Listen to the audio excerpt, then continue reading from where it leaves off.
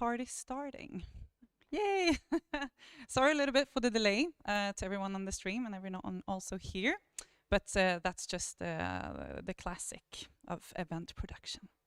I'm just gonna start to say welcome to the Climate and Games Awareness Day here at DevHub, both to you who are in the audience at DevHub today, but also, of course, everyone who is with us on the stream. I am Elin. I'm the Community Development Manager here at Game Habitat. And I'm just gonna start with some quick practicalities.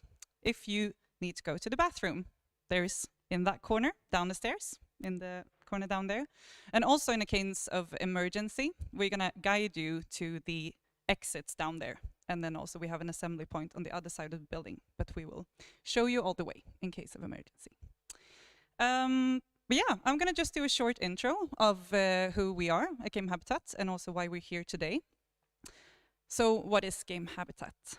We are a community-focused, non-profit game cluster organization based here in Malmö, southern Sweden. And supported by our members and partners, we are working to enable the best environment for game development. So how we do this? We work by supporting a growing games industry here in our region. And for examples of what we do is that we organize a lot of events for the community. We work a lot with talent attraction, with business development, inflow and competence development, but also inclusion and diversity initiatives run from us, but also close together with our community. And we also run larger projects that benefits the studios and the companies working in the region. So, members. We have a lot of them. I think we're over plus 40 member companies now, and we represent 95% around the regional industry, which is amazing. And we have members including from AAA to small indies, and also service providers, publishers, and others that are also part of the development ecosystem down here in our region. And we also have guardians and members that fund Game Habitat partially, which also varies. You go into the tier that is suitable for everyone. But we were grateful to have this whole family with us in Game Habitat. Also part of our funding, it comes from public and private partners. And the mix is a big strength for us to enable the mission that we have, and we really collect the ecosystem from different parts. The building we are in now is called our Game Habitat DevHub, which is, it's been running since 2018, so we're celebrating 5 years, which is a big thing for us. We're also expanding, but what it is a co-working space for game developers. And it's a great hub for all game developers to come here, get inspired, grow their studio, find partners, and also make new friends is a very big plus in this space. And as far as we know, DevHub is actually the world's largest dedicated game development house, which is pretty amazing. So we're very proud of our DevHub, and it's really nice to have you here today. And in the house we have private offices. We also have co-working rooms and meeting rooms, and relaxing and social areas as well. And we can also have events like this. And we're expanding 1 floor this spring, which is also very exciting for us. So, this event today is part of a project that we've been part of since 2020 now, which is EU-funded by Tillväxtverket, a collaborative project together with our partners at the Blekinge Business Incubator, MINK, Ideon Innovation, and the Blekinge Tekniska Högskola. And this project has been a lot of focus on helping startups, and also developing frameworks and support processes for startups and studios in our region to grow in a sustainable way. That's why we're here today, to talk about climate specifically, and climate and games industry for this first edition event actually that we do with this focus. And also I want to say a very big thank you to Nordisk Games and PlayCreateGreen that you're going to hear a little bit more about soon, who has been supporting this event to happen as well. Yeah, and with that, I'm going to leave over to our host for the day.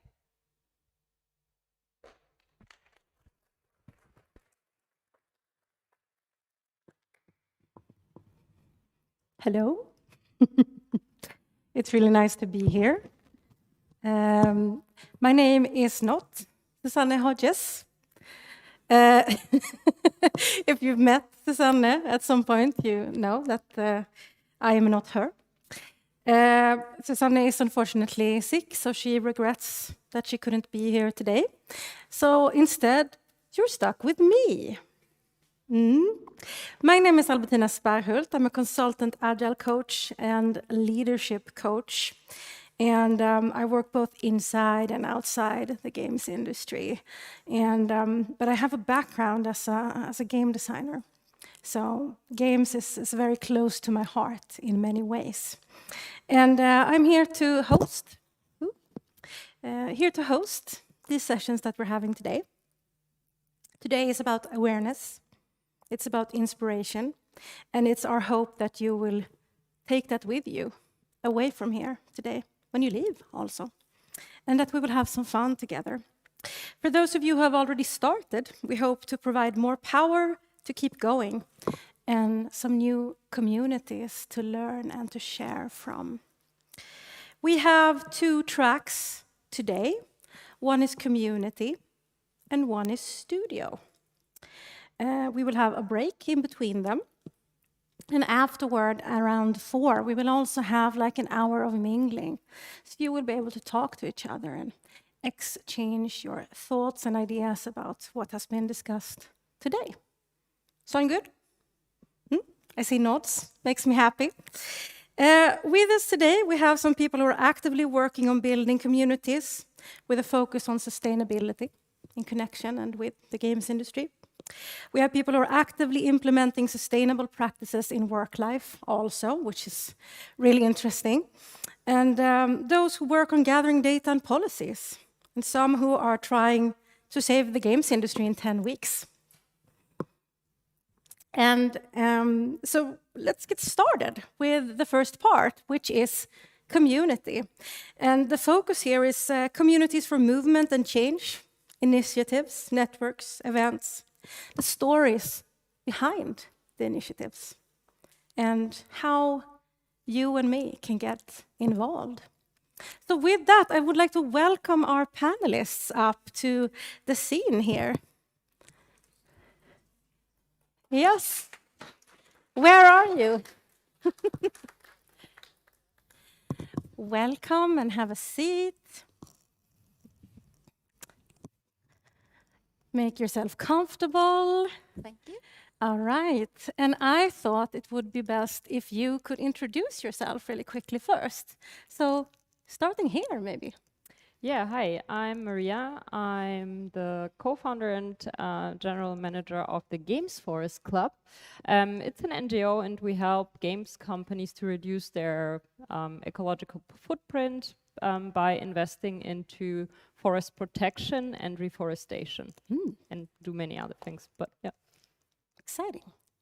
Yes, hello everyone. My name is Karin Edner Karlsson.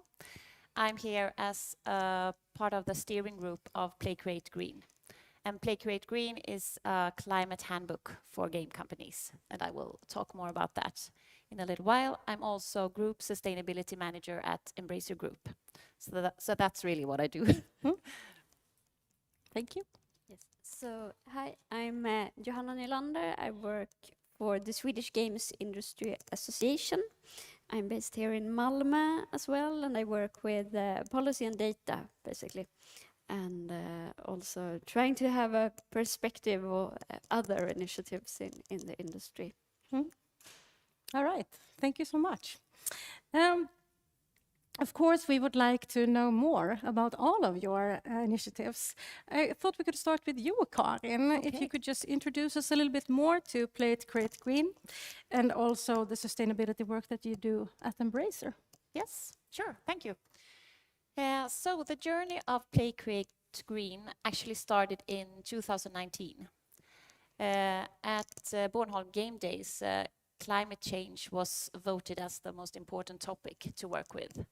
So a lot of Nordic game companies came together to decide what to do, what we could do in the industry.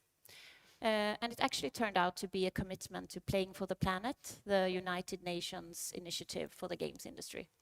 So Nordic game companies committed to do a climate handbook for game companies to raise awareness regarding our industry's footprint and also to share best practices and make a climate handbook so that it would be easy for companies to just be more sustainable. So that's actually what PlayCreateGreen is. What do you think are the most important elements of the work that you're doing? I think that we promote that you should act. There's always something that you can do.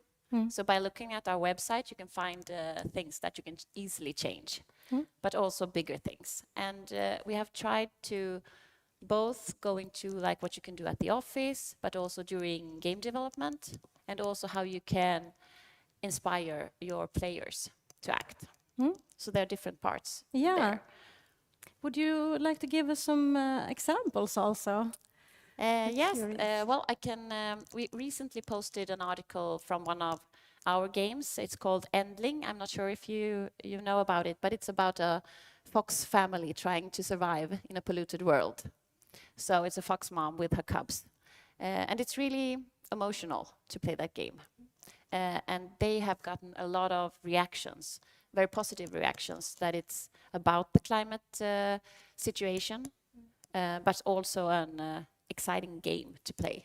So it's the combination that makes it a really good game. Yeah. You also mentioned that there are some advice and tips on your website, for example. Yeah.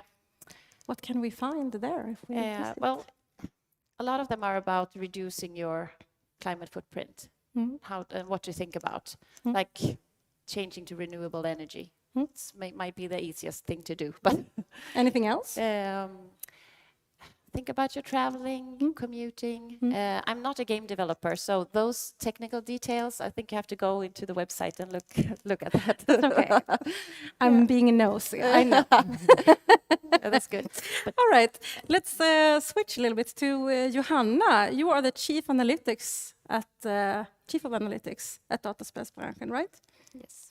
And we know that your knowledge of the Swedish games industry is really, really vast and the games business. And you probably have a bit more of a helicopter view on what is happening in the industry around sustainability. Would you like to tell us a little bit about that? Yes, I think we have several perspectives of sustainability within the industry. We have what you can do within your office environment, like everything from...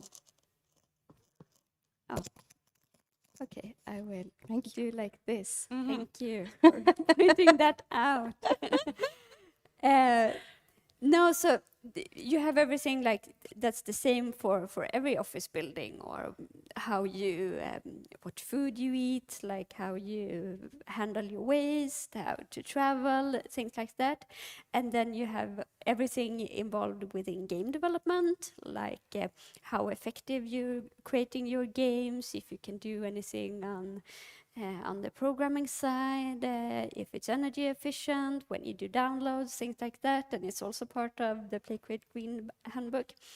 But then I also think we have another perspective for the games industry, which might, it's also one other thing first, and that's how game tech can help other industries, because that's something we can see, that game engines are being used for visualization, and we have game created projects that's also been used in more traditional industry that will help with in the end will help with the environment. But I think the largest impact the games industry can do, if you talk about the big data, is also to shift the economy into being more digital and more IP based, because that's also if we consume games instead of goods, that's also sustainable in the end. Yeah.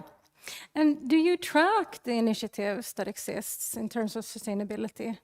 We try to, and PlayCreateGreen is also like, we're also part of PlayCreateGreen in that way, but we have a good network within both on a European and a global level, where we can see and try to exchange ideas and initiatives. The Finnish games industry also have a model for carbon emissions, and we are together with kind of Brave, who will speak later today. In the audience. Working on an initiative with trying to track the life cycles of games for energy effectiveness as well. All right. But we need more data. Yes. So what about data? How can data help us change the world?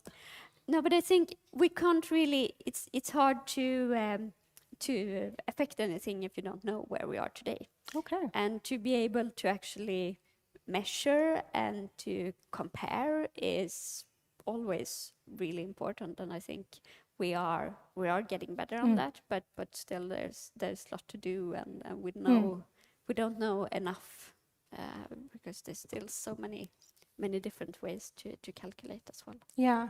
So it's not only about knowing where you want to go, it's also understanding where you are right now. Yes. Because otherwise it's really hard to know what route are we going to take to get to that point, right? Yes.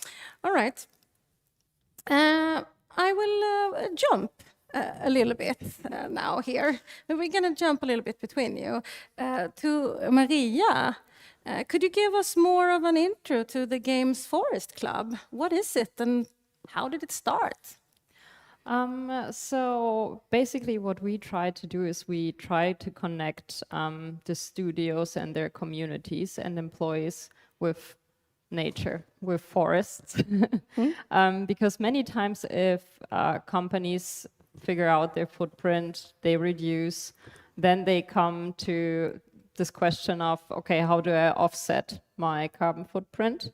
And there are so many different projects out there, and we really believe in nature-based solutions in forests. And what we do is we connect the studios to validated projects to offset their carbon footprint. But we not only believe in offsetting and just in carbon, it's more about also protecting forests and reforestation, because we really, like when we talk about like climate change or sustainability, many times we forget that we also have a biodiversity crisis. And I think it's very important also to create this connection between like the communities and nature. And I think games are amazing, like an amazing tool for that.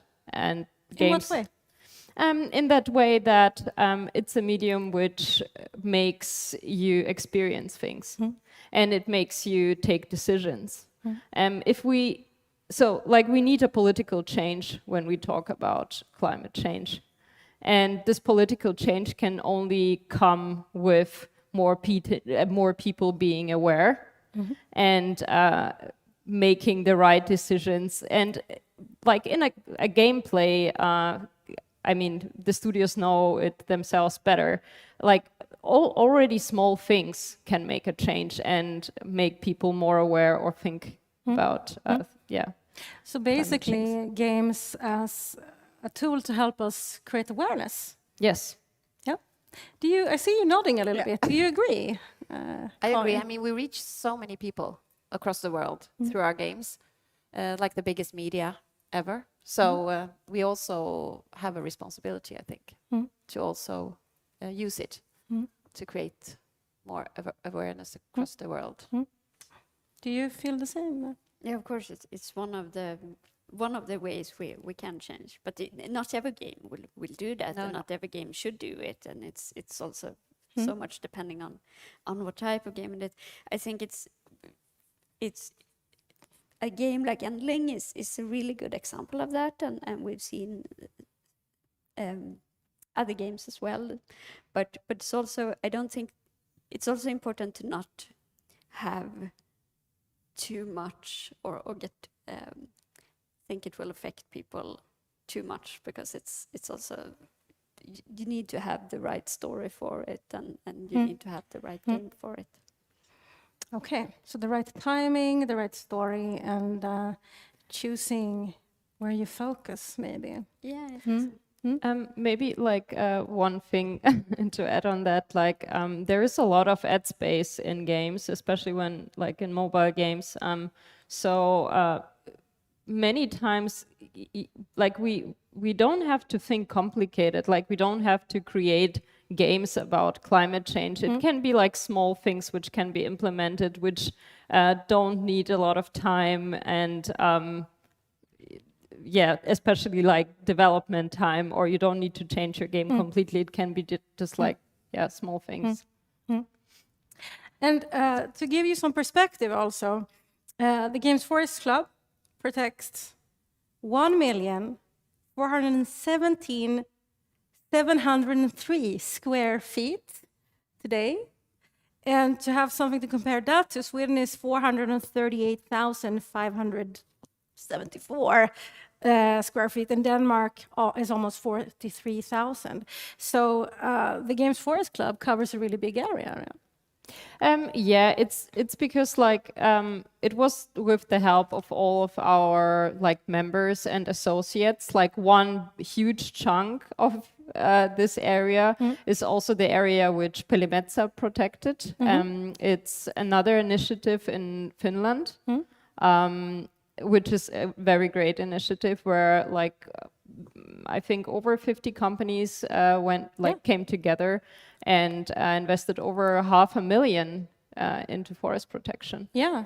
I was going to ask you, where are you keeping all these trees? Yeah.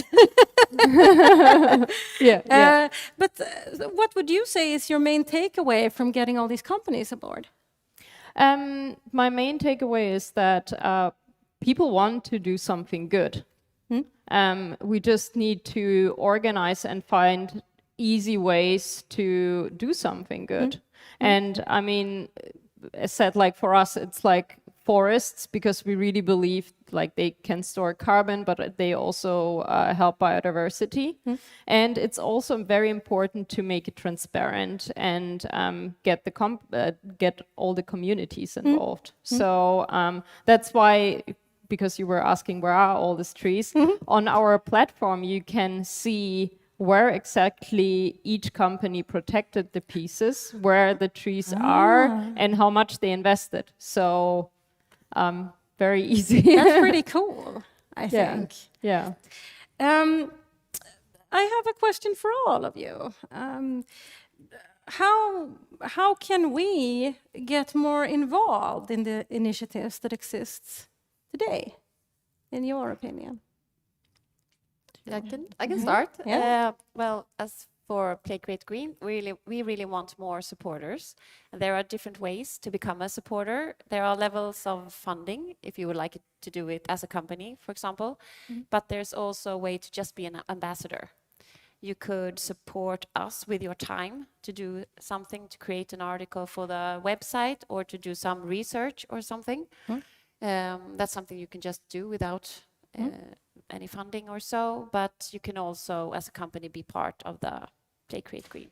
What's the best way if you want to contribute to contact?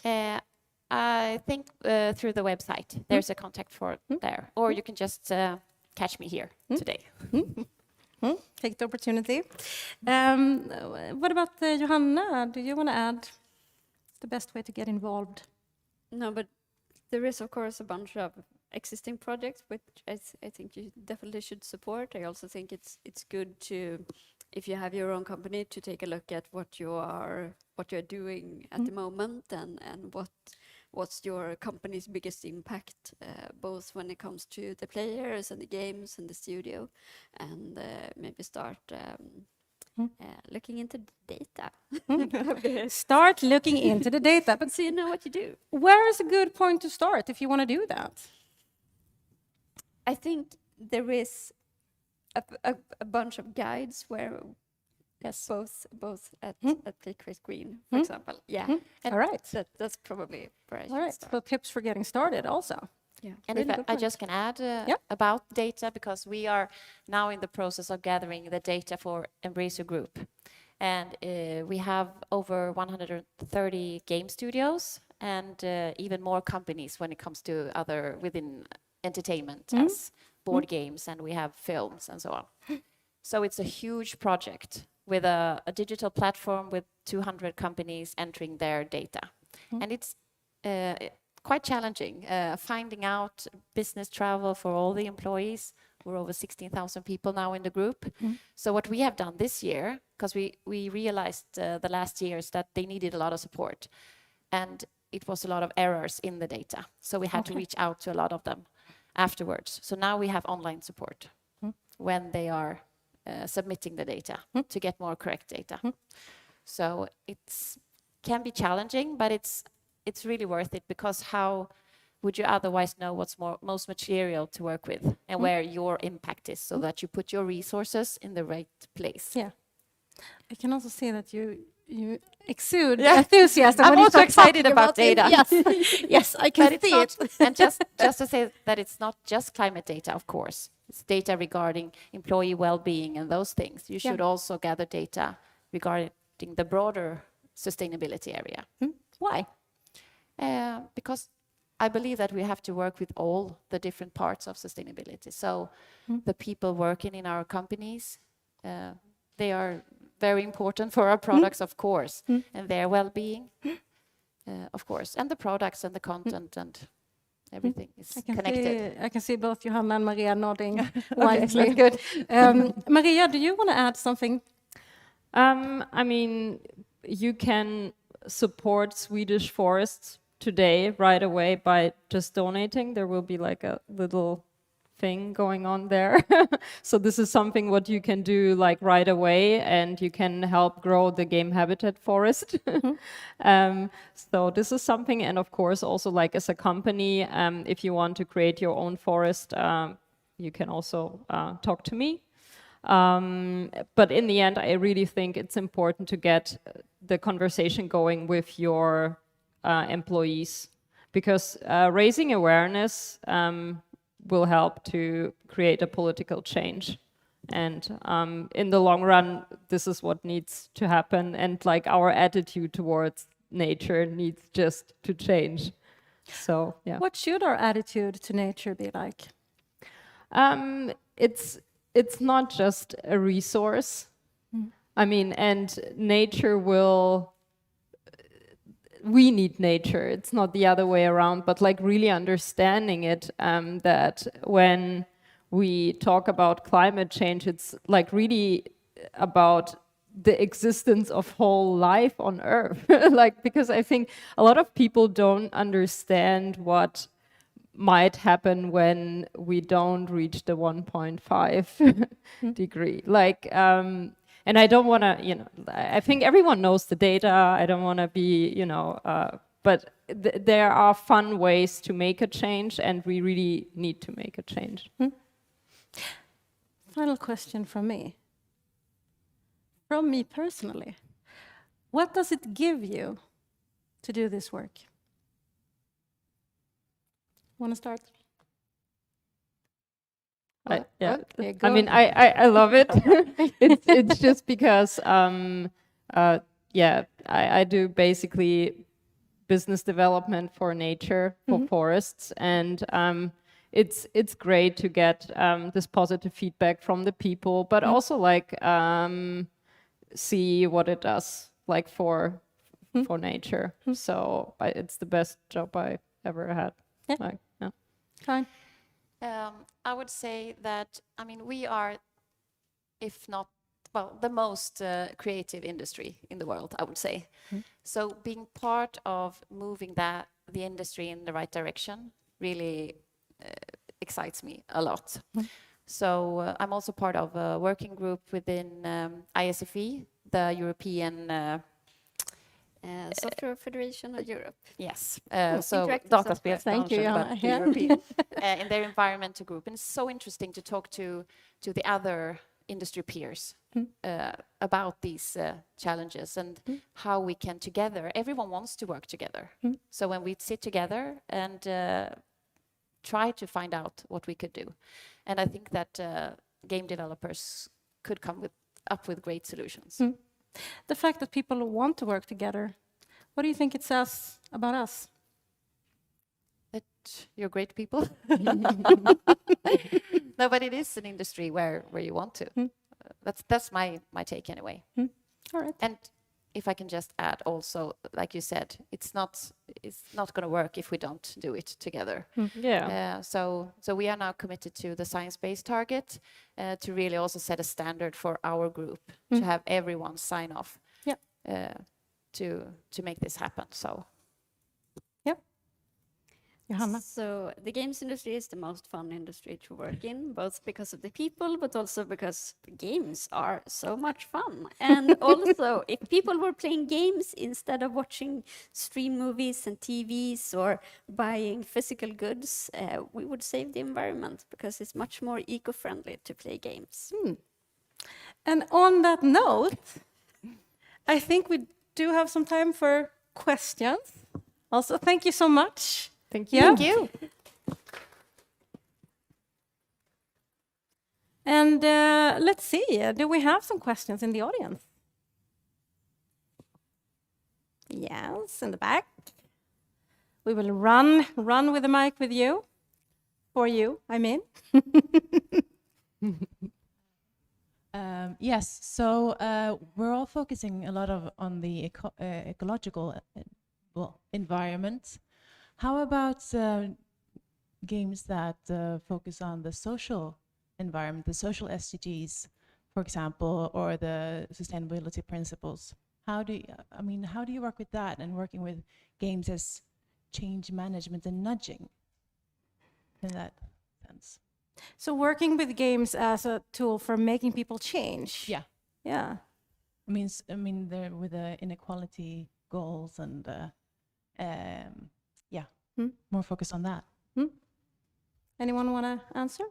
So I can start answering. Is when I usually talk about games to non-games people, I have a slide saying that games doesn't affect people as much as some people think they would, and that's both positive and negative in a way. I don't think we can save the world with only games, and I don't think games will destroy anything either in the long term. Said that, I think those issues are, of course, really important in a societal way, and especially when you need to see games as any type of social context, and you are not playing games in a vacuum. You have all the other parts as well, and I think that's to have that conversation is super important, regardless of what you are doing. All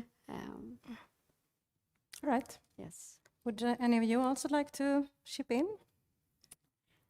I could just add that in a lot of games now, these days, there are so many ways to show off diversity, for example. You can choose to be a character that represents you, for example, and that wasn't so common a few years ago. So, I mean, a lot of things have happened in the industry. But also games like, because we are part of an organization called Safe in Our World. They work to raise awareness regarding mental health.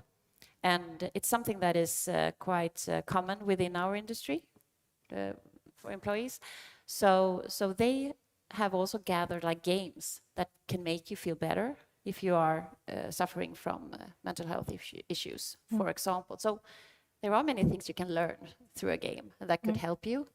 But as you said, I mean, I think a game should be also, it must be a connection. It's a great game and it can also help something. All right. I would maybe just add something more general, because I think that the games industry should ask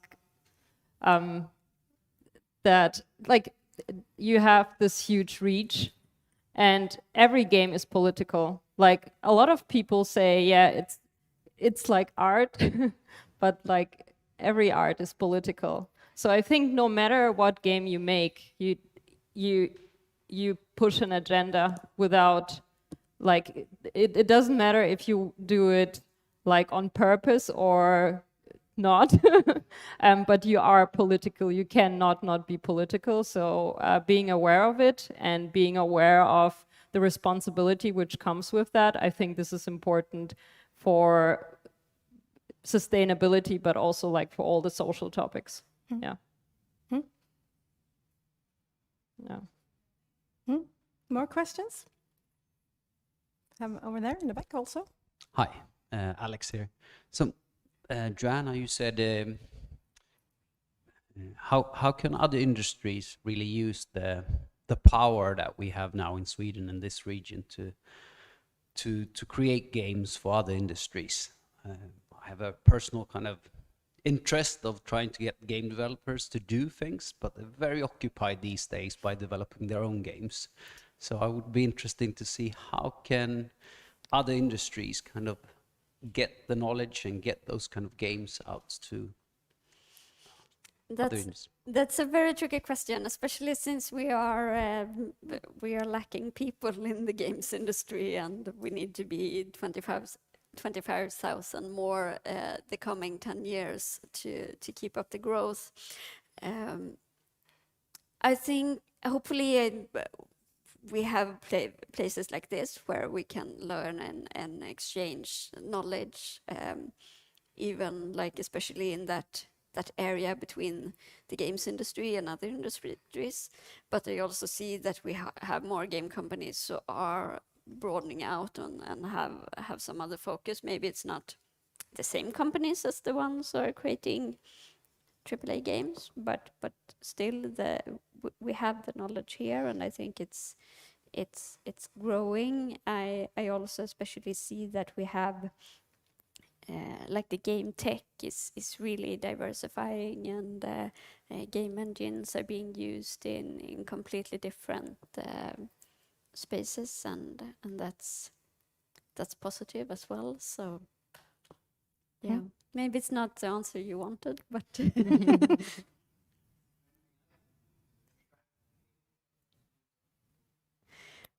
pay them a lot of money.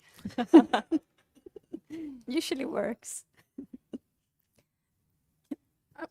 I can say something also that it's also about having understanding what your common purpose is.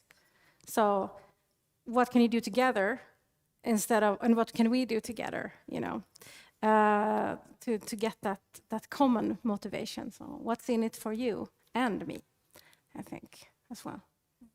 But of course, money always helps. Yeah. We had several more questions. How long? Unfortunately, not super long, but Yeah. we can also take all the questions after, since you're going to stay. We also have a question from the live audience as well. All right. Or the chat. Yeah, okay.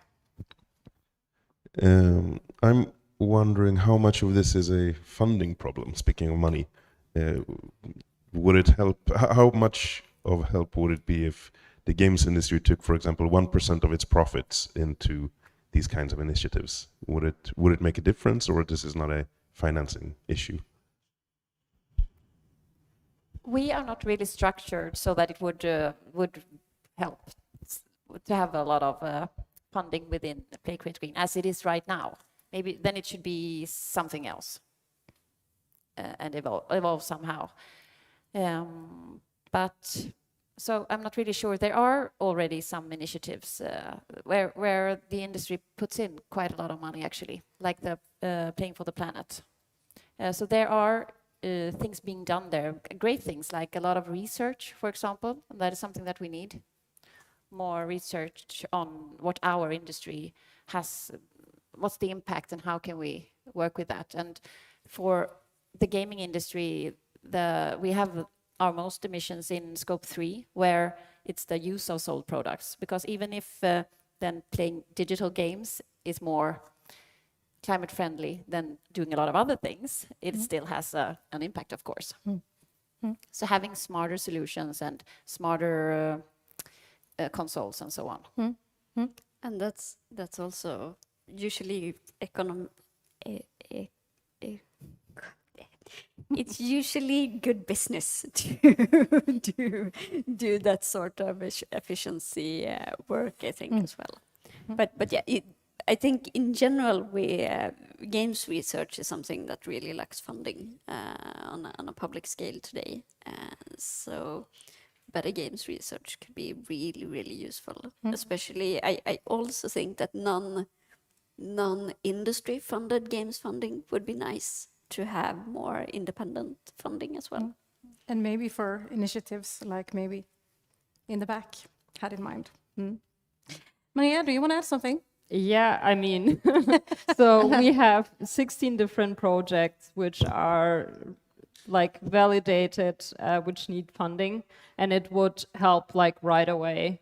It would stop deforestation. It would help to develop new habitats for plants and insects and trees. So yeah, and we can also tell you how much carbon you store with it if you need that number. So yeah, definitely. Thank you. Do we have time for a question from the live? Yeah, I think stream we also? will take one question from the chat, and then maybe quite swift answers. Not want to be rude, but Yeah, so this question is from ro.pa, and they are asking, regarding the idea that games can help because they drive connection to the digital and the consumption of games versus goods, wouldn't it also be important to ensure that games are not promoting consumption and hoarding? Very good question. Do you want to start? I mean, this is something which will come up also later, but I'm also not sure if Jiri will touch upon that. But we, during the 10 weeks to save the games industry, we talked to Greenpeace, to Gustav, and we talked about PR within games, and that there is still the possibility to advertise basically fuel consumption or like companies which foster fuel consumption, and that it would be actually great to stand up as an industry and ban this kinds of advertisement, because like if we talk about like cigarettes, for example, like there is a like legal ban about how you advertise it, and thinking about like developing rules which go into that direction would be really important, and I think we need to have this discussion. What do you think? I think it would be like the ideal solution is that people consume things inside of the games instead, because there is a really nice research paper, or I think it's a conference paper by a researcher concluding that probably the most energy efficient consumption is loot boxes or in-game items that's barely cosmetic, because it's so it's so high efficient and All right. So paying more for games, and then you don't even need advertisement. Then we solve that question definitely. Do you want to add something also, Kari? I think I'm happy with those. Yeah. All right. answers. So now I know that there were a few more questions, but I think we need to go to break. Do we have 10 minutes still? maybe a little bit less than 10 minutes. Time management. You have But, five. You have 5 minutes. I hope you have many bathrooms. And then we will be back with another talk. And please remember that you can ask questions also in the break, but there will also be time after. And I'm pretty sure that you will be happy to mix and mingle and talk after the next session as well. So don't hold on to your questions, right? Okay. Yep. So we start again in 5-ish. Yep. Thank you. Thank you. Thank you so much. Well done. All right.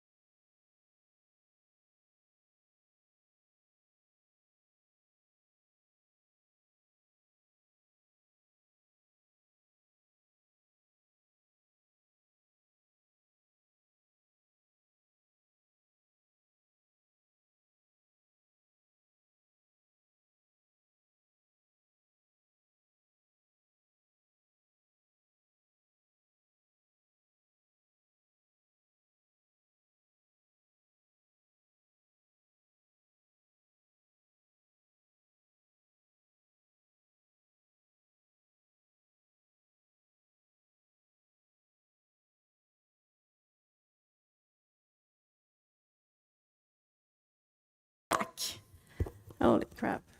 Let's see. All right, so welcome back. I hope you had a good break. And we are continuing now with the second part, the studio track. And the focus now is on sustainable life at work, including business travels, policies, day-to-day operations, things like that. And we have a speaker. Here to talk is Jiri Kupiainen. Good. Who is the CEO at Matchmade and also an advocate for sustainable business travel. Jerry just arrived here in Malmö after a 10-week-long road trip around Europe's game industry, together with Maria from Games Forest Club. So you just landed. And he will share his experiences here with us today and talk about traveling around the world without flying. And your talk is called 10 Weeks to Save the Games Industry. Yeah? So, without further ado, welcome Jiri up on the stage.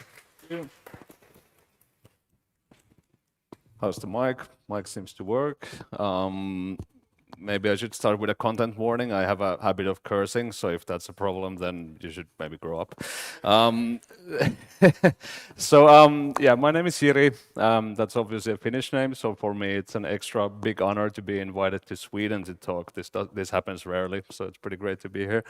And yeah, as just mentioned, I'm the CEO of Matchmade. So Matchmade is creator platform, so we work with about 20,000 YouTubers, mostly gaming YouTubers, as well as some of the leading game companies in the world. And to kind of establish my gaming credentials, I've been in this industry for some 22 years now, ranging from being an indie game developer to being a VP of technology at Disney, and now running Matchmade for the past 6 years. And I've been talking about sustainable business travel for some years now at different conferences. So this is kind of a version of that talk, but I'm going to focus a bit more on what the hell have I been up to in the past 10 weeks.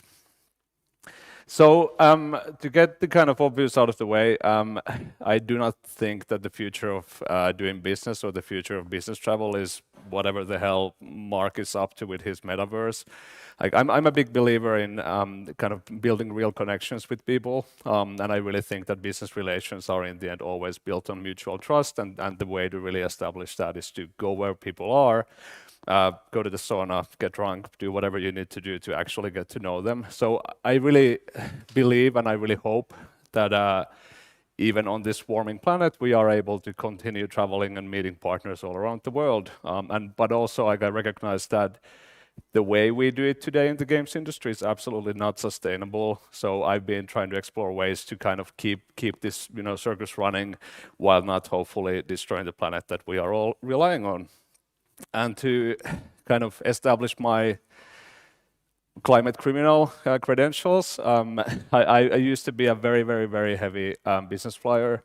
So I've racked up hundreds of thousands of kilometers. So I used to, when I was working for Disney, I was based in Helsinki. But my colleagues, my peers, my bosses would be based on the West Coast. So I would fly back and forth in business class easily 20, 30 times a year. And then when I quit Disney, I actually moved to San Francisco and had a team in Helsinki. So I kept doing, and I've basically held every possible frequent flyer card you could have. And at some point, a little bit before the pandemic hit, I started kind of thinking about that, because I think for most people, they think that, flights are not that big of a deal. You look at the ads, it's all blue skies, it's all nature. They're all telling you how you're part of the sustainable transition, and you can even offset your shit when you're buying a ticket. So it's all good, right? So at some point I started kind of doing the math. I was checking myself, like, is this actually that good? And it turns out it's terrible. So there was one specific flight that really kind of stuck with me. So what I did, I just started plugging in all my business flights for past multiple years into these online calculators for emissions. And there was this one instance where the CTO of Disney Interactive, he called me, he said, "Hey Jiri, we have this big important meeting in Seattle. All the VPs are coming. You're one of the VPs, so you gotta get your ass over here." And I asked him, like, it's one meeting. Like, is this really can I Skype in? This was in the time of Skype. And he said, no, it's super important. So I'm like, okay, let's do it. So they booked me business class, Helsinki, Seattle, and back, maybe 30 hours, maybe 40 hours in transit for a 1.5-hour meeting, which was honestly completely useless. But it happened, it was done. And then later when I looked at the emissions, I realized that this particular 1.5-hour meeting was responsible for about 7 tons of CO2 equivalent in emissions. And to put that in perspective, that's about the annual emissions of your average Finn. Swedes are about the same. So for this 1.5-hour meeting, I emitted as much carbon dioxide as my neighbor does in an entire year. And obviously this is hardly sustainable. And when we put that into kind of the planetary perspective, the kind of your personal, or every person on this planet, your annual emissions budget is about 1.5 tons CO2 if we want to stick to that 1.5 degree warming limit, which honestly we're not going to stick to that. We're going way above and beyond that. And when we do, bad things will happen. But so just put this in perspective, this one flight was responsible for about 5 times my annual budget that I actually have to spend on emissions. So this shit's pretty bad, and there's plenty of research. It's not like we need more science or more data. We just need to kind of understand how terrible this way of doing business is. So I've been trying to change that. I've been trying to kind of explore ways of traveling for business while not being the worst person on the planet, and this sometimes puts me in stupid situations. So, for example, last year, I had to visit all of our partners in the Nordics, all of our customers and whatnot, in all the Nordic countries. I didn't want to fly, and I was kind of also thinking about hotels and whatnot, like how sustainable is this? So I ended up doing that in my car. So I spent 3 weeks last summer driving my electric car to every meeting, sleeping in the car, eating in the car, having meetings in the car. And obviously, I'm not saying you should do that. That's fucking dumb. But it was an interesting way to kind of see, like, okay, like what does it do? Like, if I really try to minimize my footprint, what does it look like? And the good news is it's actually highly doable. You get pretty sick of it. It's pretty weird to live in a car for 3 weeks, but it's fully doable. And the stupidity has continued since, of course, with 10 weeks to save the games industry. So this is this project that we've been doing with Maria from the Games Forest Club for the past 10 weeks. And basically what this has been about is that we've traveled all around Europe, going to kind of different game dev hubs like Malmö, and talking to industry people about kind of what's happening in the games industry, but also what is the role of the games industry and our reach of about 4 billion people in tackling climate change, while documenting it all on YouTube. So there's a weekly show.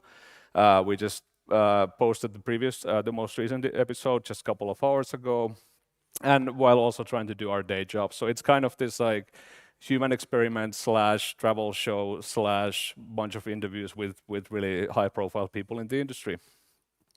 And I mean, we've talked to a bunch of people who you might or might not recognize, but basically we've spent the last 10 weeks just talking to CEOs and founders and VPs and whatnot.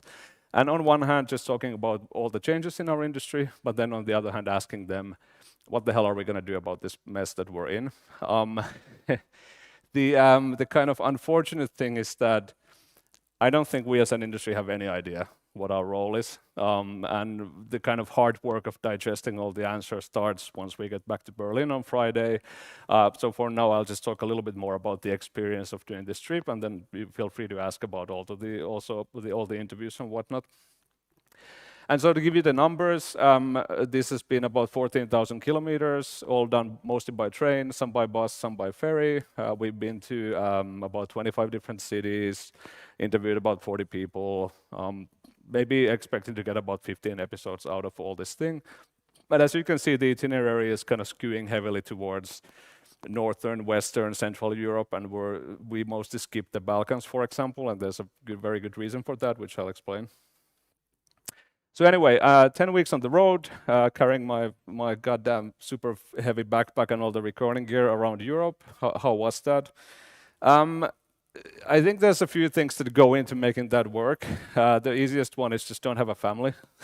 Then you're all sorted. Because I mean, the reality is that I'm doing business travel in this kind of more sustainable way does take more time, and I get that for a lot of people. If you have families, that's not realistic. And I think really one of the discussions we need to have as an industry is maybe it's time to bring back the traveling salesman and just accept that that is not your job if you have kids at home. The second thing is that it takes so much planning. All the connections are complicated. A lot of information online is just bad and poor and whatnot. Connections are not documented, blah, blah, blah. So the amount of planning that goes into doing this is sometimes pretty ridiculous compared to just get your flight ticket, go to London, come back, you're done. And also, while you need to plan ahead, ideally multiple weeks or months ahead, you also need to stay very flexible because like trains get delayed and there might not be a connection and you might end up sleeping at the train station. So, you know, again, not saying it's like the really cool, fun way to travel, but it is doable. One of the highlights has been that you can definitely get work done, and it's actually sometimes really great to get work done on the road. But internet is not as always available as you would expect living in Malmö, and especially when you're sitting in a metal tube that's kind of rushing through a forest at 300 kilometers per hour, it's a bit unrealistic to think that you'll have always on connectivity. So the good thing is that you can really get work done, but the bad thing is that our kind of always on mentality to work doesn't really fit this kind of business travel. And then one thing that we found out is that doing this outside of kind of the northwestern corner of Europe is kind of impossible. So when you get to the Balkans, when you look at the connections and there's the trains and buses, it's in pretty bad shape, to be honest. So we had plans to go to Istanbul and we decided to skip that whole corner of Europe just because of how complicated and slow and expensive everything started looking. So this is maybe more for if you're kind of in our corner of Europe, then it's cool. If you need to go to Istanbul, then Maria took the bus from Berlin to Istanbul once, and I'm sure she's happy to tell you how amazing that experience was. Anyway, so I'll talk a little bit about the different means of transportation. This might sound really dumb, but I think it's actually been kind of eye-opening for us at least. We've taken a bunch of ferries. We took a couple in the Mediterranean. We took a couple in the Baltic Sea. The cool thing about ferries is that if you need to take a ferry, then you don't really have options. If you don't plan to fly, like you're probably going somewhere where you have to cross the ocean. So whatever, even if it's terrible, you will be doing that. I think generally, I think the ferries are pretty cool, the ones we have nowadays. Super comfortable. There's always internet. You can get a good night's sleep. You know, there's food, blah, blah, blah. So, for example, when people fly between Helsinki and Stockholm, it blows my mind because you can just get on one of these things from the city center, exit in the city center, and get a good night's sleep in the middle. Sometimes it gets really weird. So, for example, we've had our drinks spiked, which was a pretty unpleasant experience. But this is also maybe like a general travel tip, like don't leave your drink on the table. Everybody's fine. We've taken a lot more buses than I thought. So the original plan was to just interrail all around Europe, and then we hit France, and then we hit Spain and Portugal, and these people really like to be on strikes, so we had to get off the rails.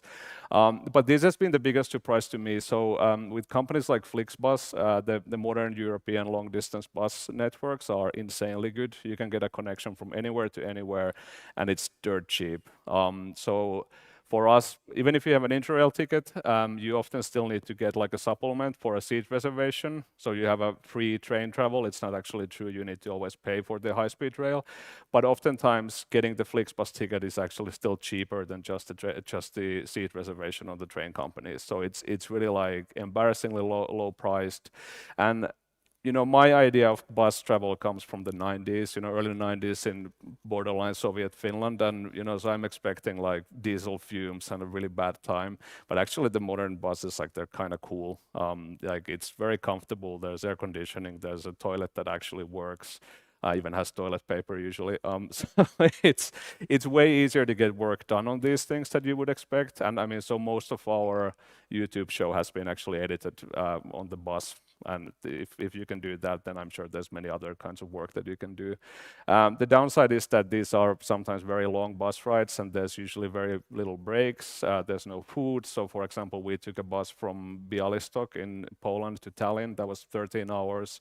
And I think we had a total of maybe 15, 20 minutes of breaks and no food available. So it's one of those plan ahead things that you want to take pretty seriously, because otherwise you'll be starving and pretty angry by the time you get home.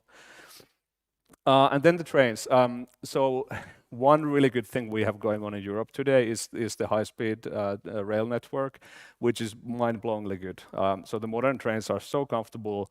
You have so much room. You have a table. You have your sockets. You have internet. You have a bar. You have a restaurant. The thought of getting on an airplane feels offensive when you're used to traveling by modern trains, and honestly, like you would have to pay me a lot to do that. And I find that when it comes to like focused work, there's no better environment than being on a train where you just put on your noise cancelling headphones, look at the nice view, and just get shit done without no one calling you or people interrupting you with stuff. But the flip side of that is that the internet is really kind of spotty because of the loss of physics.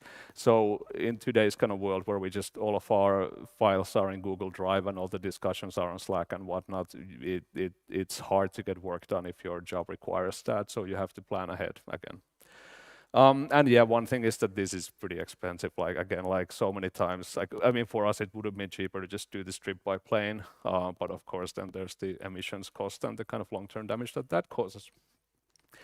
So anyway, the kind of things that I've come to realize is that it's totally fine, it's totally feasible to keep traveling for business, but we really need to change our mindset. We really need to be more mindful about like why do we travel, how do we travel, and I think it just starts with kind of like questioning your assumptions about business travel.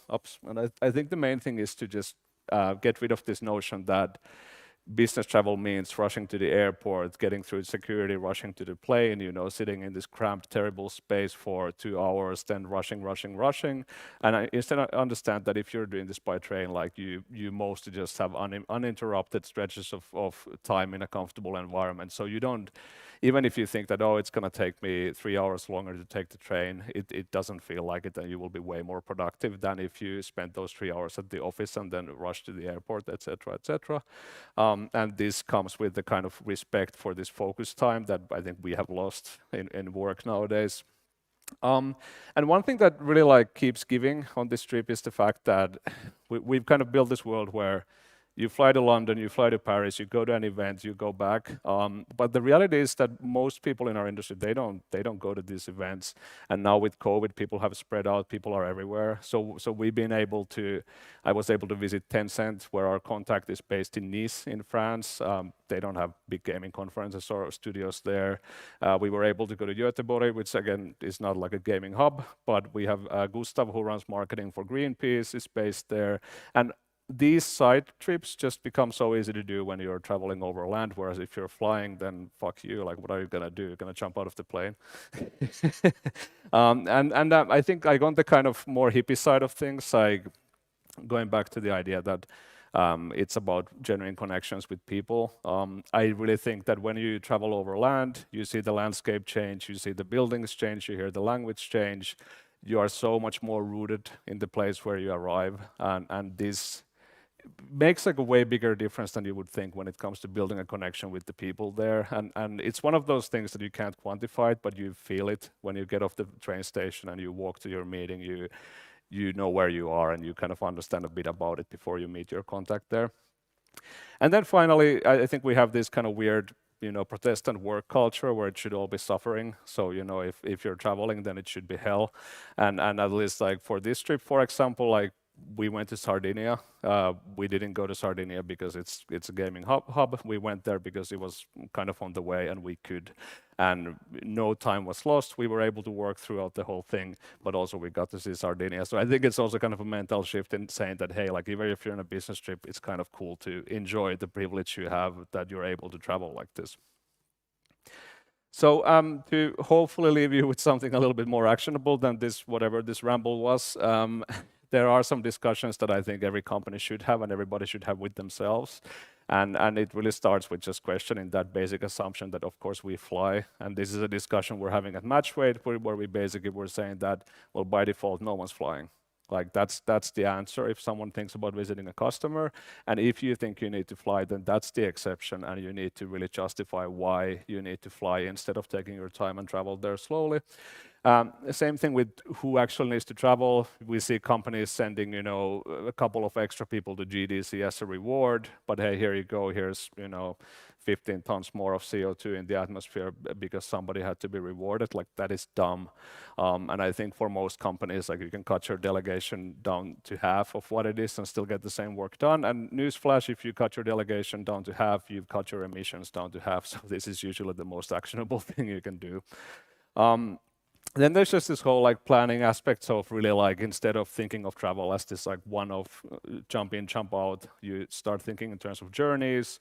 Like, okay, I need to go to Helsinki, but if I'm going from Berlin to Helsinki, I'm gonna go through Copenhagen. Who's in Copenhagen? I'm gonna go to Malmö, I'm gonna go to Jönköping, I'm gonna go to Stockholm. And actually you can cover a crazy amount of ground and meet with so many people if you just accept that it takes a bit longer, but the value of the trip is gonna be 100x compared to just jumping in and out. And then there's the kind of harder stuff. There's all this kind of everything I said about the tools and the way we work. There's all the questions about the long international flights, and we really need to kind of change our assumptions there. But that's a bigger topic, and the solutions are kind of less clear there. And still, the reality is that even if you do all these things, you have your checklists for who travels and how you travel and blah blah. You're still going to end up with some business travel that has to happen, and you will end up with some emissions that will need to be offset. And the only thing there is that people need to understand that the majority of carbon credits, the majority of carbon offsets are complete bullshit. They're scams. And so you will feel good about it, but you've achieved nothing. So this is why, for example, what the Games Forest Club does, which is where they really like research the projects, they monitor them in real time. They know that these forests actually exist and are being maintained and are being kept there, makes a big difference. So eventually you need to offset, but then please don't just click the button on the SAS website, but actually like offset with someone who cares about what happens with that money. And finally, please check out our YouTube channel. So there's quite a lot of weird travel stuff going on. There's a lot of interviews with super interesting people. We still have probably 5 or 6 episodes coming, so you're not too late. You might even be in it since we are filming here today. So please check it out. There's the URL. Thank you.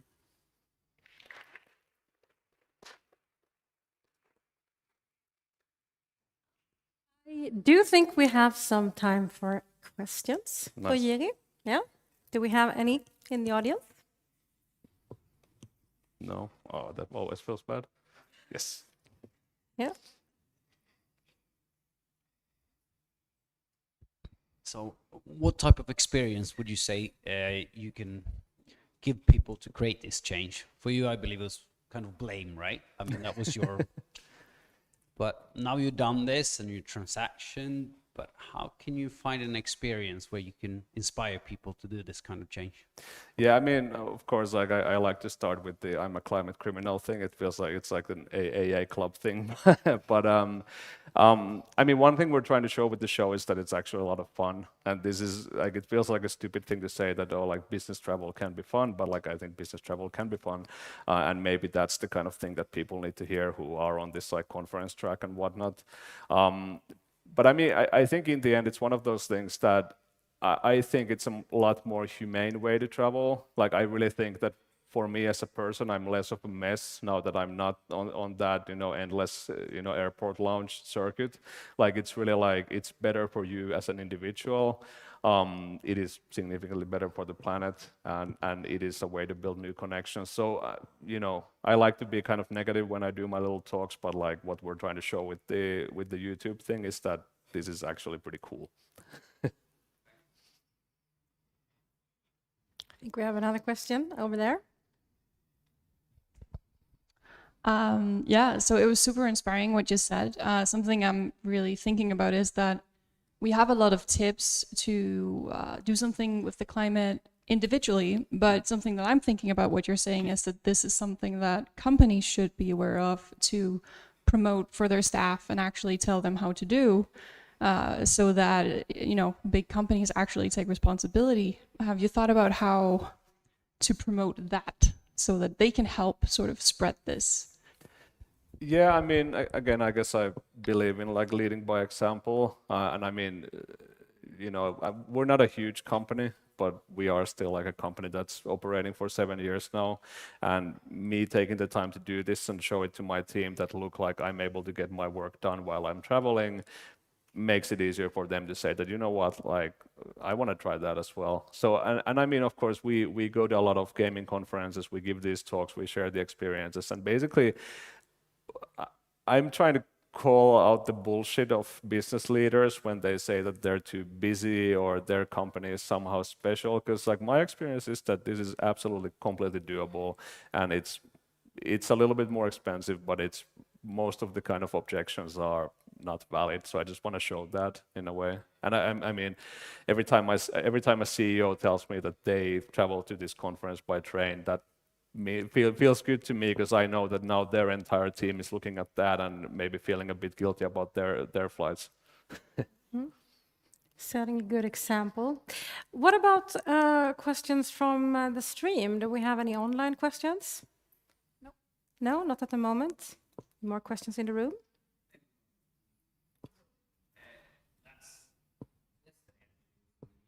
18% of all the travels in Sweden is business travels, and the rest is actually leisure travels.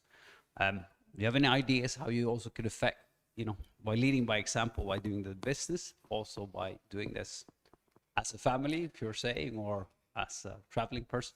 Yeah, I mean, that's a trickier one, and anecdotally, so I'm based in Berlin, and most of my team members there are from elsewhere in Europe, and most of them have families. And actually what they've all said is that it is so much easier to travel with the kids by train, because there's more space, they can run around, they can do their bullshit. You're not in this like tiny little metal tube where it's this horrible situation. So I think it's, again, just one of those that people need to share those positive stories. And then there's the practical side, which is that for whatever reason, we've basically destroyed the European night train network. And night trains are actually pretty great when you're traveling with a bigger group of people, but the problem is that they're just like mostly non-existent. But that's coming back now. So the Austrian Railways is investing heavily in building that network. There's now finally, again, a night train connection from Stockholm to Berlin. There's a couple of startups in this space. So at least my experience is that a lot of people are looking for alternatives, but unfortunately the alternatives for doing vacations with your family are pretty poor today. But that is changing over the next couple of years. And then I think we have a final, or maybe we should do both of you, because you didn't get your question answered last time. Go ahead, Alexander. Yes, thank you for the talk. Very important message. I feel like the people that really need to hear this would be the people with the power to influence these things. So I'm wondering what you feel that you can do, and people who share your values, what can they do to influence leaders in the industry and managers, people with the power to implement these policies? How do you influence them? Well, I mean, obviously for us, like as part of this tour, we've been to the CEOs and founders of Miniclip, of CCP, of us to Cybo tomorrow. Like we're going to a bunch of like big companies and literally face the CEO on tape and asking, what are you going to do about this? So that's what I'm doing. But I do think that in organizations, like, it does go both ways. So yes, like leadership by example is important, but I think equally every CEO on this planet is very aware of the incredible value of having a talented, good workforce. And many of the CEOs said to us that this is becoming a thing, that their teams are holding them accountable and calling them out for example, some of these dudes, they would still, a year or two back, they would take a private jet to fly whatever to Gamescom, and then they would brag about it. And I mean, I'm not going to name names, but there was one instance where there was a huge shit show, and I guarantee that guy's never getting on a private jet again because he has people quitting over it. So I think it goes both ways. I think it's the same that like the employees, the team members need to really hold their leadership accountable. And if we get this going both ways, then we're maybe making some progress. Hold each other accountable. Yeah. And final question. Yes, so thank you for your message. I think it's really positive and important. I'm trying to do the same now, traveling with trains, and I really agree that you can really work and make the time more efficient than taking a plane, because that's hell as well. Yep, fully agree. I was wondering, because you said that maybe in the couple of years trains are going to improve again, because it crashed a bit in the last decades. Do you think that's the same way that we can invest in like planting trees for the planet? We can invest in train companies, and is the interest in trains enough to make the train more attractive, like to improve the system? And do you think that the system can be improved? I mean, I think the good thing is that the EU is awake now when it comes to like the problems with international bookings and ticketing and timetables and whatnot. So there are some EU level pushes to unify this stuff, which will help. I think outside of that, like of course the problem with trains is that it's heavy infrastructure, and these investments take years and years to actually materialize. And same as even if you wanted to start a night train company today, and even if you got the funding for it, there's nowhere that you could get the carriages. So it's really like it is a solution that needs political, like top level EU level solutions, which are happening, but now it's the EU, so it's not going to happen today. And what can you do as an individual is just make a lot of noise and create demand. I think the good news is that I think almost all the night trains in all of Europe are basically chronically completely sold out. So at least the companies are seeing that, you know, the demand is now there. So I don't know if I have like an action of what exactly you can do, maybe get into politics. All right. Thank you. Now it's time for us to move on to our final stop before we do some mingle. You scoot over. stay, have a seat, and then I want to invite two more individuals up onto the stage. Sara and Alexander, please join us.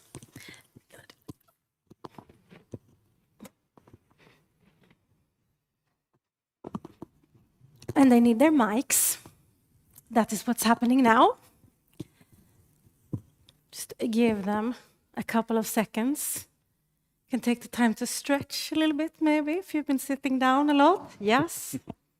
Should we do some guided stretching or like? Feel free. Go maybe ahead. someone Guide else. us. Maybe we can ask Maria to help with that. I think I'm not the right person. I'm always the first to throw questions like that back. Yes, that's a great idea. Go ahead. Yeah. All right, welcome. And then we have our next. And I'm gonna. Hello. You are turning på. I think it's on. Can you hear me? No. Yes. Welcome, lovely people, to the stage. And I thought, again, it will be best if you present yourself. Now we know a bit about you, Jiri. So maybe we can start here. Right, sure. Who are you? My name is Alexander Milton. I am the head of scouting and developer relations at a publisher called Kinda Brave. We're based in Uppsala, trying to go global, but we're very local for now. Yeah. All right. Yes, I'm Sarah Ponnert, and I am the location manager here in Malmö for Avalanche Studios Group. Yes. All right, and so now we're continuing on this studio track a little bit, and hands-on what we can do in the studio and so on. And so I'm gonna start by looking at you, Sarah. You built up the 3D Avalanche studio location right here in Malmö, and are also part of the PlayCreateGreen community, right? Yes. Yeah. We were there from the very beginning. Martin, I'm pointing at Martin because we collaborated around that question. So in 19, I think, from the beginning, we were part of that. And yeah. And was sustainability a priority for you from the very start? For me personally, yes. And so since I built the studio, not like physically, well, sometimes, but that would be cool. I had that was like hygiene for me, that it should be a sustainable place. So when we're looking into the materials that we're buying and what we use and what we eat and what electricity we use, that's the focus for me. Yeah. Was it challenging to find ways to implement these regards? Specifically when it comes to desks. Okay, but, I mean, why? Well, if you don't want to, if you don't have an endless budget to dig on, it's actually, unfortunately, sustainable furniture is quite expensive. Okay. So I went to some flea shops and bought furniture. So at least they were sustainable because they were been pre-used and that type Recycled. Yes. That's really nice. And how are you working with sustainability today in the studio? Yeah, I'm sitting here and feeling like, oh, now we have this grand, fantastic. We're not. We're doing what we can to implement new ways of working, and that we use 100% green electricity. That we recycle everything. That everything has a longer lifespan, so that computers can be used longer, and if they're not used, they be recycled to other uses, and that type of things, and what soaps we're using, and everything. You can look at so many things, and still it makes a little difference. Yeah, and travel. Yeah, I was just going to say, thinking, were there any specific takeaways from you from listening to you talk? Well, I'm glad that we have a travel policy that if there's a train that can be taken to where you're going, you have to take that. All right. And it's difficult to San Francisco. Yeah, it's hard. Yeah, but we're working on it. We might do a second season of 10 weeks next year, and we'll try to get to San Francisco. Right. Yes. Then you have to come back and tell us all about that, right? Yep. All right. So also, Alexander, I'm going to read from your website now. It says this: for each decision made, we think of people, players, and planet. So Kind of Brave that's a pretty clear messaging in terms of sustainability, right? What does it mean to you? So people, players, and planet, that's sort of like the platform for the entire organization that we want to build. But it's also, for us, the lenses that we want to look through with every decision that we make. We don't want sustainability to be a side commitment or a few grand gestures that we do to like check the boxes that we've done our part in terms of social, ecological, and economical sustainability. We want it to be something that permeates everything that we do, whether it's a tiny decision, whether it's the soap for the bathrooms, or if it's how we interact with a larger game conference or things we can do within the games. Yeah. So on a day-to-day basis in your studio, how does this manifest? Right. So just for context, then, Kind of Brave is we say that we're a publisher, and that's what we are at our core. As an organization, we're operationally more run like a collective of game studios, where the publisher is sort of in-house for them. We work exclusively with the studio. So Kind of Brave consists of a publisher and 3 game studios today that they are located in Uppsala. And we're all like co-owned, like one big group. So our role is to support and facilitate and help the studios become the best versions of themselves and make their own games. But creatively, they run like their own entities, their own studios with their own people. Sorry, what was the question? The question was, how do you make it, how does sustainability manifest in your day-to-day work? Right. In your, at your workplace? Yes. So again, there are the small things that we can do physically with the office. So we take care of the office. So we can decide, we do everything together. It's not publisher versus the studios, but together as a group, we decide what kind of furniture do we want, what can we thrift, what can we find secondhand. There are lots of great companies that do like refurbishing of old office equipment. Of course, sourcing all our electricity from renewable sources.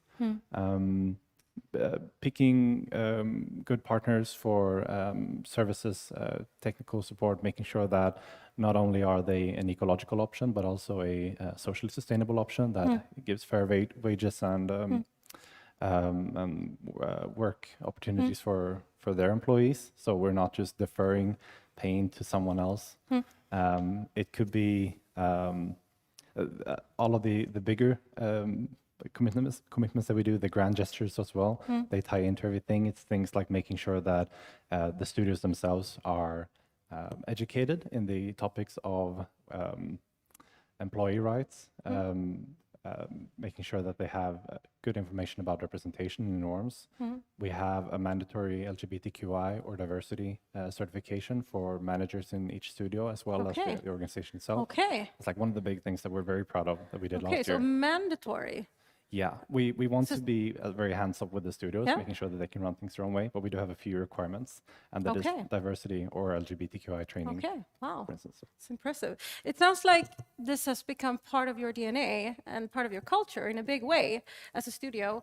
But you also mentioned taking this into account when you make decisions and things like that. I'm just wondering, because sometimes you have an ideal, right? But you can't always cross all the T's and the dots and so on. So do you have examples of compromises that you've had to make or specific challenges that you've seen? Yeah, plenty. I mean, we're in this together, and we're all coming with this, with the base idea that we want to make the process of making and releasing games a sustainable process. So with a base understanding, we have the great advantage of coming out the gate with these things. There's never going to be an investor that is surprised that we're pivoting towards sustainable solutions. They're always going to know that from day one, we have dedicated ourselves to making sustainable solutions in every day. But then everything comes down to when we're actually reaching that point of making a decision, where do our priorities lie, and where do we invest ourselves most efficiently to have the biggest possible impact, because we can't do everything. And at the end of the day, there are some events that are extremely beneficial to us as a commercial business. And we will have to make the decision then, is it worth for us to be there? How many of us need to be there?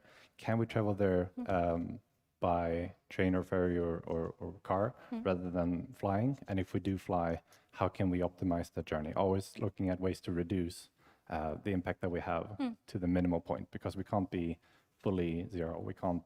We do have to make an impact, which is negative, to perform our jobs. Yeah. But finding every single way of minimizing, mitigating, and then at the end of the day, we do have some compensation solutions. Yeah. Speaking of challenges, I mean, you have traveled around a lot, Jiri, and met several different studios and companies. What would you say are some of the biggest challenges that you meet when you encounter? I mean, the tricky thing is that in the end, for a game company, your like scope 1 emissions are very straightforward, you know, and it's all obvious. You recycle, you use green energy, you know, blah blah blah, like all these things. And you have to do this. It's important to do it, but like this is also, there's nothing to solve here. Like you just do the right things. But then you get kind of beyond that, and you get to the zone of like, okay, well, where's your stuff running? It's running on AWS. Do you know what is the CO2 footprint of that, and are you compensating for that? Okay, this is still pretty straightforward, because like it's your code, it's your servers. You're probably on the hook for that. But then let's say you're a mobile game company. Okay, so you work with multiple ad networks who have major data servers running, which are serving your ads, which are bringing you revenue. Is that your problem? You work with mobile measurement partners. They consume so much of your data. This runs on servers somewhere. Is this your problem, or is it their problem? Your game is on Google Play. Your game is on App Store. These guys take 30% of your revenue. You have people, you know, charging their phones to play your games. Is this your problem, or is it someone else's problem? Because it is someone's problem. And I think that's where we get to like the discussions that we need to have as an industry. And for example, the role of the platforms. Like in the end, if you have Apple and Google taking 30% of all your revenues, they are probably responsible for a fairly large chunk of the emissions as well, and should carry their weight. So ownership is a big thing, it sounds like.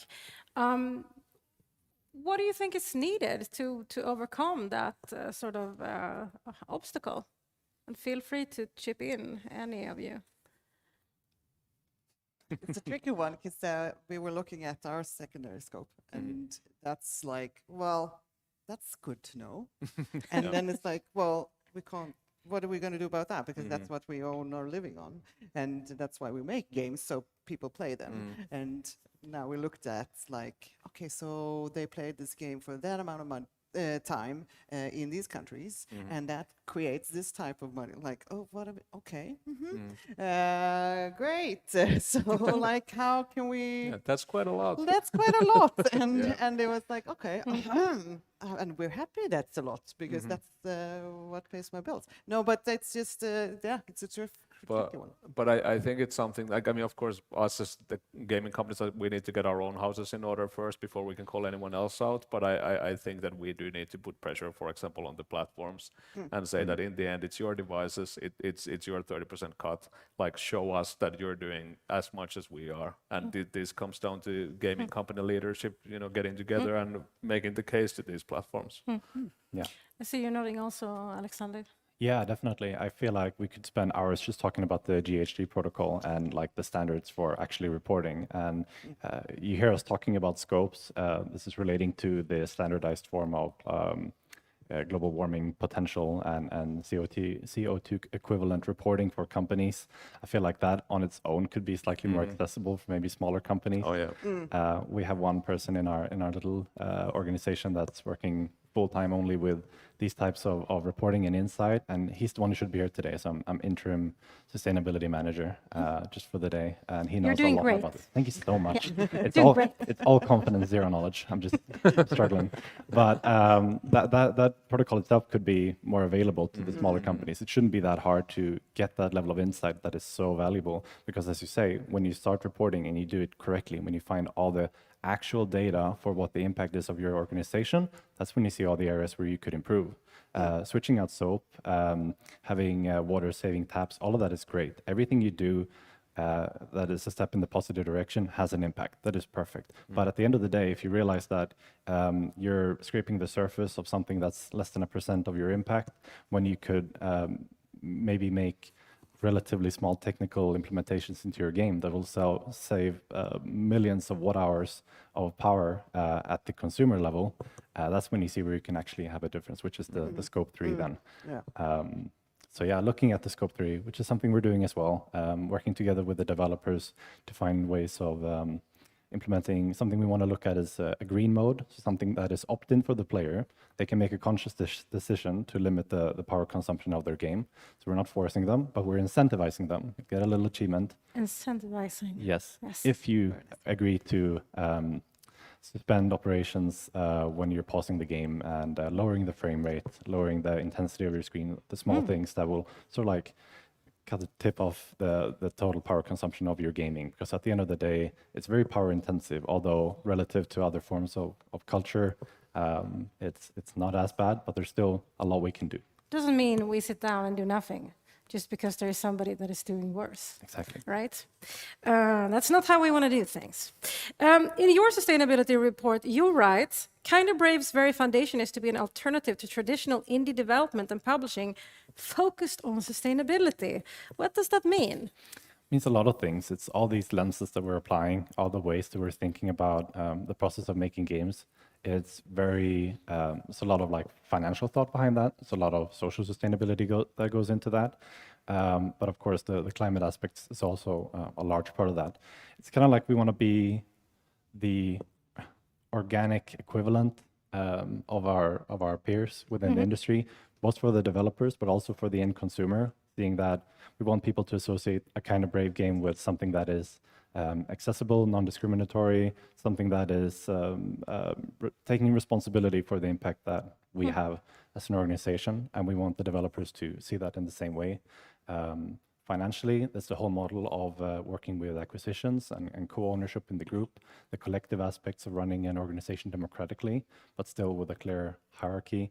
Like, I could speak for hours on this, as you can tell. Yes. But we want to show that there can be different ways of making and releasing games. Yeah. Thank you.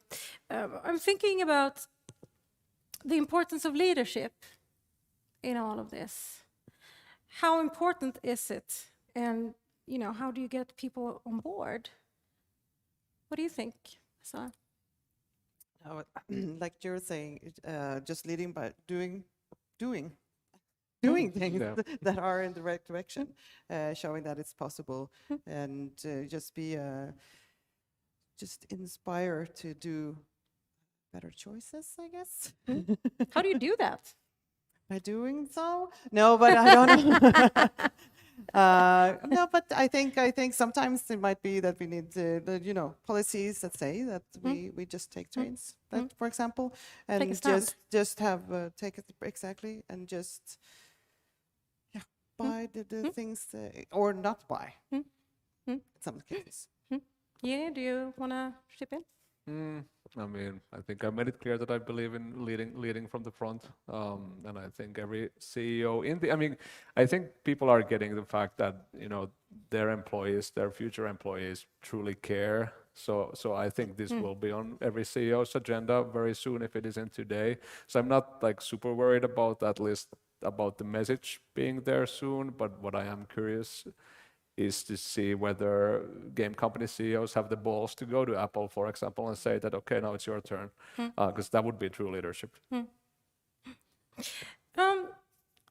So I think it's clear. You all talk about leadership, leading by example, and it also seems obvious that there is a big cultural impact that you can have on your company, and we talked about holding each other accountable and so on.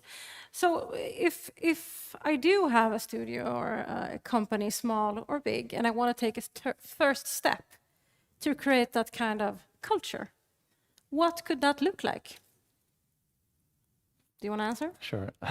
No, but that is a good question, and I think that you shouldn't underestimate the power that you have in the fact that you decided to take these steps in the very beginning, that you're coming out the gate with an idea of creating a sustainable organization. It's not an afterthought. It's something that you can weave into your organization from the very start. And there won't be any confusion with your new colleagues joining saying that, oh, why are we changing this? Things are working.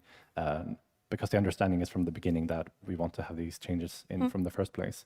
I also think it's important to know that even if you're a single person army making the entire game yourself, or if you're a mega conglomerate, it doesn't matter. They're all just collections of individuals from 1 to 1 million, and every person's impact adds up. So you can't be too small to make a difference. There's no such thing. I was just going to ask, does the size of the studio matter, or the company matter? I would say no. I think that you can do anything matters. So it's even if it's small steps, just start with that, and then you can add on when that's more, daily. I have one final question in my card. It goes like this. From a studio perspective, what are the most important factors to highlight in order to drive change in becoming a more sustainable industry? Should I read it again? Yes, please. Yeah. Everybody wants me to read it again. All right, are you ready? Yes. Big ears. From a studio perspective, what are the most important factors to highlight in order to drive change towards becoming a more sustainable industry? Okay, I can go. take that. I mean, at least, so we've interviewed, as I said, like tens of company founders and CEOs and whatnot, and the responses are really like Hilmar from CCP said that in the end, where people are, instead of flying to Thailand, they're buying a spaceship in this EVE Online, and we're doing our part. So, that's one perspective on it. We have others saying that, hey, like, we make pool games. Nobody wants to be reminded that the planet is on fire when you're playing a pool game. But in the end, like, as I said, like, the kind of stuff that we can directly do in our companies it's trivial, it's straightforward, it's obvious, and there's really no excuse not to do it. Whereas then on the other hand, we reach about 4 billion people and way more hours than any other media on this planet, and significantly in an environment that is interactive, where the players get to feel the outcomes of the decisions they made. So in the end, even if you make a pool game, I bet there's a way to raise awareness about climate change and the reality of climate change. And I think every company has the responsibility to bring that into the products they create. I think it's interesting that you mention Hilmer specifically, because I can see him saying that, and he is I know that he's spent a lot of time working with his own accountability. What can I do as a leader? I think that's a big part of he's his not wrong about it. Like, that's the thing. Like, he's absolutely right. Like, his thing is that basically games give people a way to fulfill their emotional needs in an environment that does not create pollution and does not destroy the planet. And like, of course, he's right about it, but what else? Yeah. It does need electricity to It power does, the yes. games. Yes, So quite it's a lot not of them. like, to say, well, I mean, if you look at the numbers we did, I've been reporting this kind of data now for 4 or 5 years. And I mean, it's obviously our biggest is the impact of the games when people are playing it, because the quality of electricity varies in the different parts of the world. And so how it's created and where you get it from exactly. and so on. Yeah. So it's very interesting. So like, okay, so if we have a lot of users over here, they run on oil, whatever. And over here it's on solar power, so that's fine. So and on Iceland, most of the heat comes from the ground. It's a huge benefit. Do you want to add something on this also? I love the sound of my own voice, so I would love to add something. Yeah. Yes. I'll keep it brief. Crisp. Oh, yeah. Yes. Thanks. No, but kind of like summarizing what we've talked to so far. For our studio to highlight, I would say that trying to really understand and get the information about where the power consumption really comes from, or where the impact really comes from, so you understand where you can make a difference, realizing that you can't buy your way out of the impact you've had. Only reducing your impact will reduce your impact. You can't just throw money at some kind of scheme afterwards and say that we're net zero. It doesn't work like that. And finally, I would say that social sustainability takes care of a lot of the other aspects. You need to focus on your people, the people in your organization, and empower and help them. Because if you don't have a solid organization, you're not going to be able to power through the challenges you have had as an organization. So taking care of your people. I see big nods. Yeah. Yeah. Words of wisdom. Thank you all for sharing. And now, if you want to, we do have some time for Q&A, and Elin is ready with the mic as well. Yeah? So questions. Over here. Thanks. So another question I wanted to ask earlier. You talked about a green mode for games, and I find it really interesting, and the power consumptions. And I think that a subject that was not maybe talked enough today is that games consume a lot. And it was said earlier that playing video games is really eco-friendly, but I don't think so. And it implies so much to play a game. You need a computer or consoles, and it's constantly evolving, the technologies. We are in some kind of a run for more and more technologies, for better graphics, for Unreal Engine, Nanite and everything. And it implies to always upgrade and have new technologies. And how can we address this problem? Do you think that we can encourage to lower maybe the expectations, or is there a way to deal with that? Because I don't know, but I think a lot about that.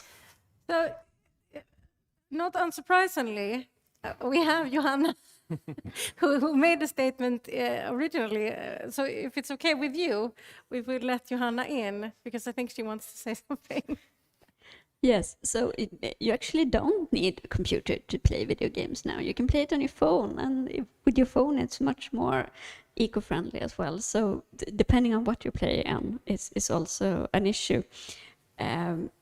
So that was the first. And yes, of course, we should think about this issue. And my question that I wanted to ask the panel was also if you had any good examples of looking at especially the Scope 3 part, where you have been able to reduce your own impact with the gaming. And also want to respond on that, to say that the console manufacturers are starting to have some quite ambitious work to both you're able to put on like the eco-friendly energy savings mode to better be able to download games during nighttime when to better work with the electricity grid. And also I think some of the newer consoles are much more energy less consuming than the older ones are as well. So depending on where you play and what type of game also affects on that. Yes. And so now we have a question from the both of you, right? Yes. Yes. So if we start here, do you have any response to the person with the checkered shirt also? Do you want to add something? Well, unfortunately, I'm not a coder, so I can't speak of how to reduce the size of the games, because I think that's also what drives the energy consumption. Do you? Well, I mean, this has been one of the discussions on our little YouTube show, because in a sense, like this idea that we should lower the frame rate, we should lower the detail level, whatever, is like antithetical to what many people think games are about. Like we want a higher frame rate, we want more detail, we want more particles, right? So in a sense, you know, a part of the games industry has this like built-in resistance to that whole idea. And I'm somebody who used to write game engines. Like I kind of agree, like I want more of everything. So I think it's a fair point, and I would also say that I think more of the responsibility should be with the people who make the devices and the platforms and the game engines. I think that's where we should start when we talk about the kind of the energy usage of games, and not maybe an individual programmer at an indie game studio, for example. Do you want to add something also?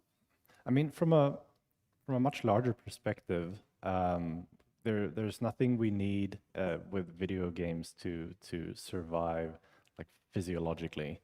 But I think it's so important that we don't underestimate the need for culture and cultural experiences and the social experiences that come with that. So within that, we can always draw like relative parallels to other forms of media and cultural experiences. Maybe buying a book or an ebook would be the most efficient thing for you to do, but we can't expect everyone to appreciate books all the time.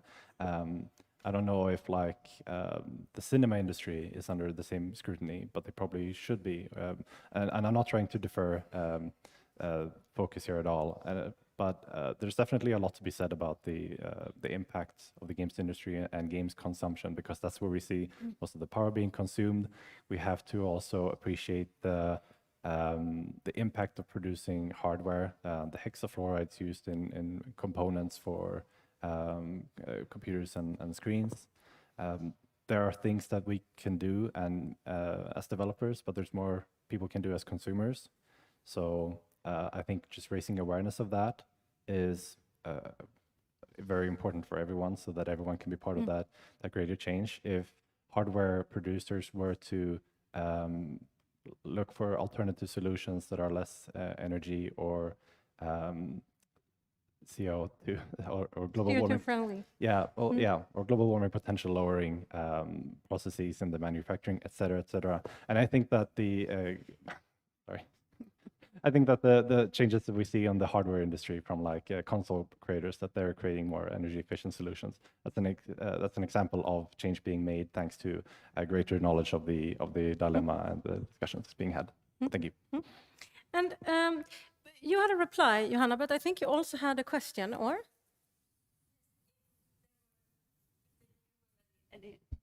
Yeah, if they had any good examples of helping out in scope 3 in general. And maybe we need to clarify what scope 3 is. What's scope 3? Scope 3 is the indirect emissions that, like, if you produce a product and you use it, your emissions of using it. Okay, all right. The consumer using of your product. Exactly. All right, okay. So it's an indirect. I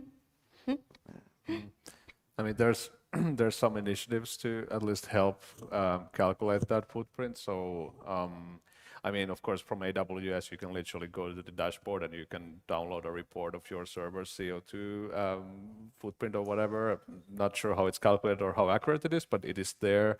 And then I know, for example, the Neo Games, which is the Finnish Industry Association, is developing a calculator where you can literally plug in what kind of a game do you have, how big is your player base, what's the average play session duration, and it will estimate what's the kind of scope 3 emissions from people playing your game. And again, it's an estimate, but it's not going to be orders of magnitude wrong. You know, it's going to be indicative of what the actual impact is.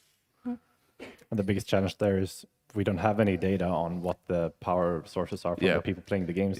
They could be coal or oil. No, it's estimates, all of it. Like if you have 25% who plays it in South America, whatever. You know, like we need to know where your gay players are to be able to. So we need a baseline first. Yes. And start so measuring we just before started, we can. We just did this calculator for the first time, so it's just like, and we don't really want it to get lower, to be honest, since we do want our games to be played. So, but the issue is like, okay, so how do we help? I don't know, some country where they have really bad electricity. I don't know what to get better electricity so they can keep playing the games. Many different angles. One more question over there. Wait for the mic. There you go. Alexander, you talked about people, planet, and players, which sounds to me a lot like the triple bottom line, except that you'd switch profit with players. So how do you take profit into consideration here? Because for a company, you still need to be profitable if you want to be sustainable. Financial or economical sustainability ties into everything, and that's important to talk about because we have to, in order for us to keep implementing sustainable practices in the way that we want to see games being made and released, we also have to make sure that the business model is viable. We can't shy away from the fact that we're working in a capitalist arena, and we need everything that we do to be commercially viable. So we do commercial analysis of all the products and the games that we're working on, of course. So we're not just we're not doing what we're doing just to be nice. We need to also see the upside of it, and so do the developers as well. So financial sustainability for us is about creating financial incentives for everyone in the organization, but mainly the developers that are the financial bottom line. We can keep helping great developers do great jobs and continue to further sustainable development practices by being commercially successful. So that is the aspect of that. All right. And did we have any online questions at the moment? No? All right. Then I think we are at the end. Stop here.